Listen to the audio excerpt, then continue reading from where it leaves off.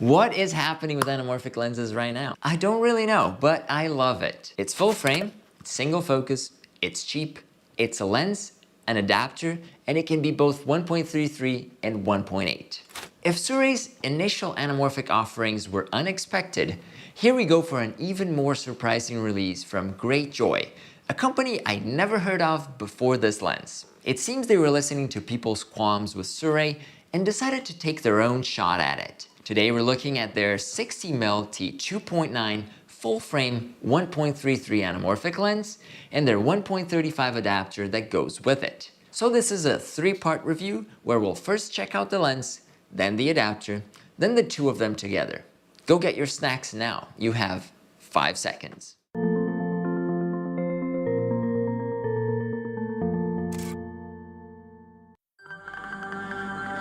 What do you think of this?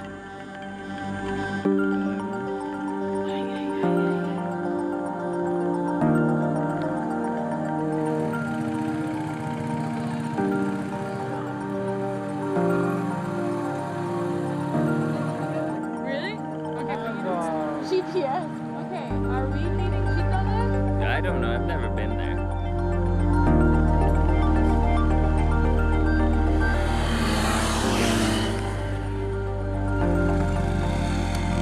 Can we do that again?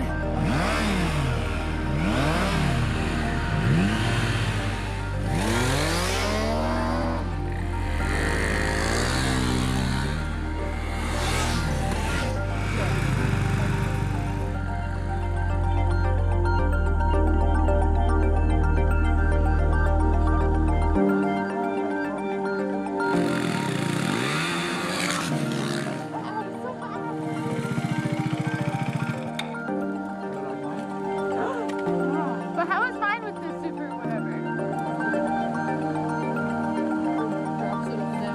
It's a little too smooth.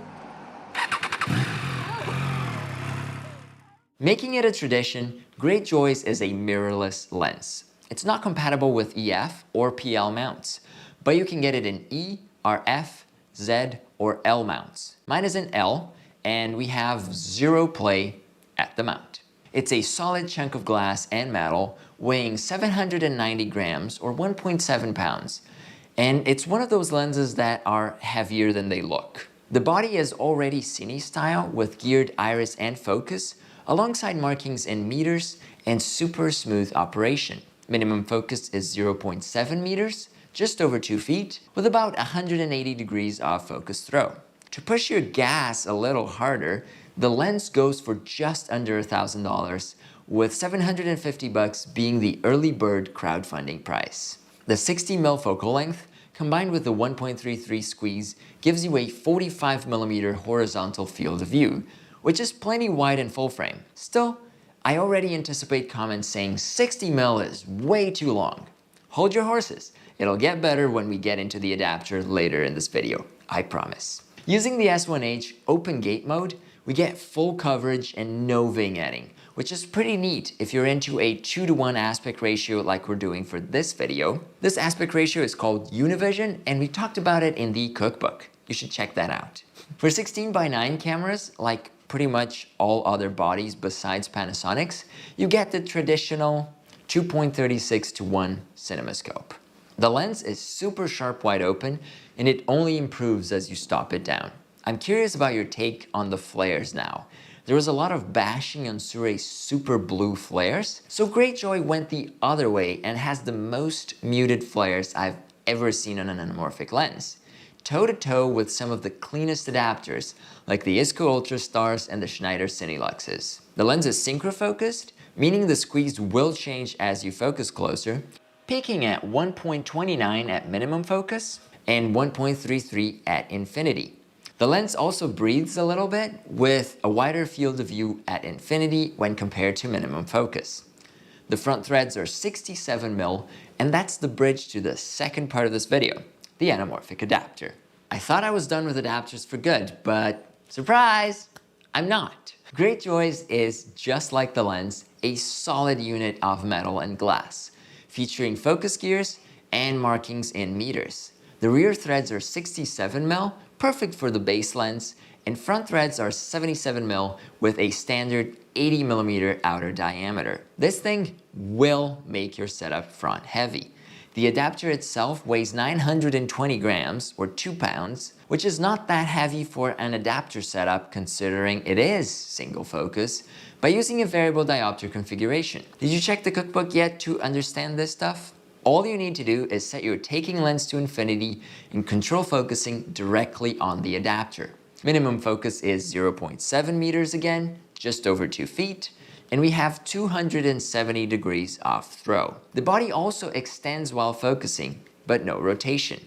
Unlike DIY setups and clamps, this one has a built-in solution for alignment, featuring 3 little thumb screws and a free spinning ring that, if you spin enough, can come off the back of the adapter. Still, you have a good few turns there before you have to get concerned about it. You align it just like any anamorphic adapter, but this one is a bit more challenging because the flares are super muted and you can't use them to align the lens. The squeeze factor is actually 1.35, but for the sake of usability, you can de-squeeze this to 1.33 and almost never notice the difference. The adapter features a little cheat sheet engraved on the side as to what squeeze you're getting by combining it with other anamorphics. When pairing it with my Contax spherical set, I was able to almost clean the 35mm at infinity, but close focus introduces a lot of vignetting.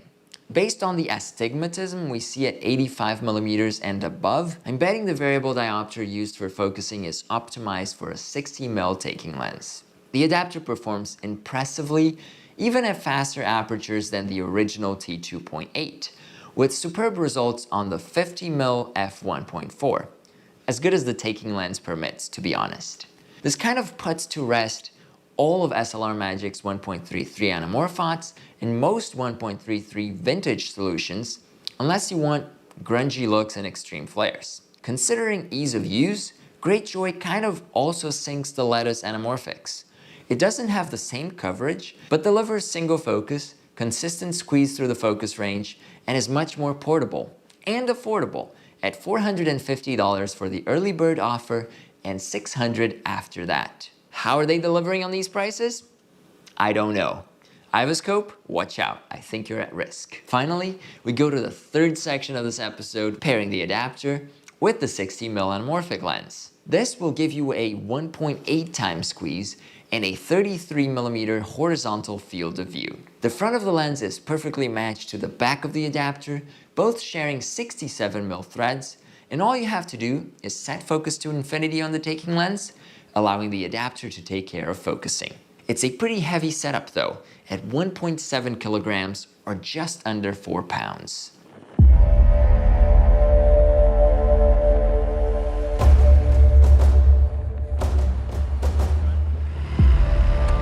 Take off.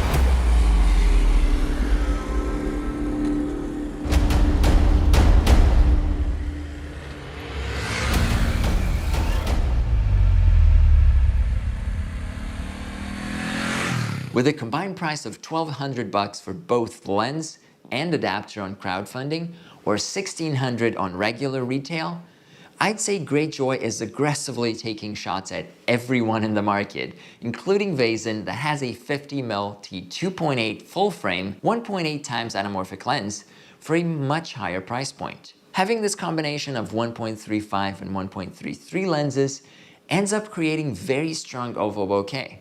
Very, very close to what you get from a 2 times adapter. If you want to learn more about why this happens, tune into the cookbook. And remember that members of the channel have early access to that content, so join the team. On Greatjoy's combo, we get intense vignetting when focusing closer than 1.5 meters and filming open gate, or 16:9 full frame. These formats give us unusual aspect ratios though, and if you're doing a 4:3 center extract from full frame, you're good to go, with vignetting creeping in a tiny bit at minimum focus. Now here are a few things I wish we had. Number one is I miss flares. If they were warm, they would be dope and special. They can still be subtler than the norm, but them being so hard to see was a bit of a disappointment. I also wish we had a focus locking screw button thing for the taking lens when using the adapter. It's easy to let focus slip when handling the camera, and that can hurt shots if you're not paying close attention. Last, it would be amazing to see a faster base lens. T2.9 is plenty good, but in today's age of f/0.95 lenses, it does feel a bit slow by comparison, especially since the adapter can deliver good results at faster apertures. These are all minor notes though, compared to what you get for how much you're paying. All of what I've seen while making this review has impressed me.